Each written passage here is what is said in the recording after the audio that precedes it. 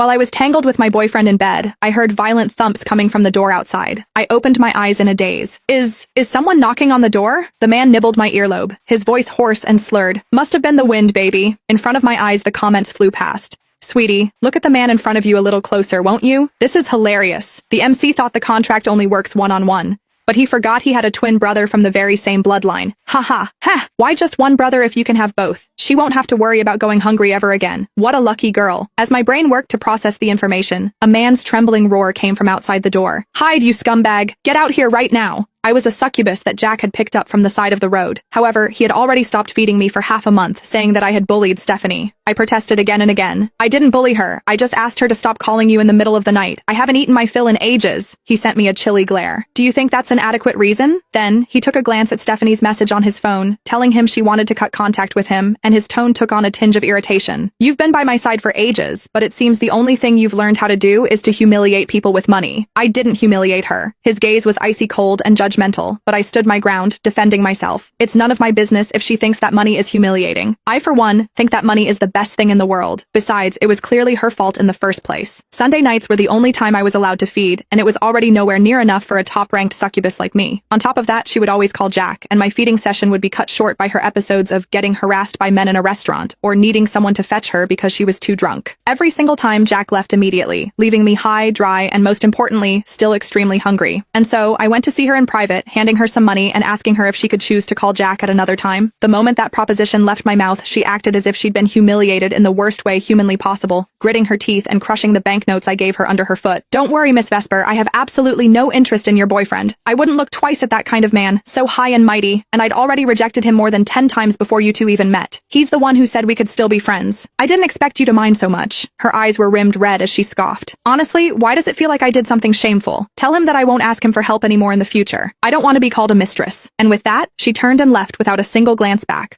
All pride and icy arrogance. Her straight, unyielding figure definitely had the ability to stir a man's desire to conquer. I carefully thought over everything she said, and promptly concluded that she wouldn't disturb my feeding again. Before I could be happy about it, however, the whole thing reached Jack's ears, and the man who had always been calm and elegant got angry at me for the first time, believing me to have bullied Stephanie, and to be stubborn enough not to admit it. Do you know how difficult it is for someone as proud as her to ask for help in the first place? Why did you need to destroy her dignity like that? My eyes reddened with tears, but I kept on repeating, but it's not my fault. I had always been obedient, but this was one time I simply refused to bow my head. After going back and forth several times, Jack's patience finally ran dry. Looks like you won't know your place if I don't teach you a lesson. Tugging his tie loose, he stood up, annoyed. That villa in the outskirts is empty anyway, so might as well get you to reflect there. If you don't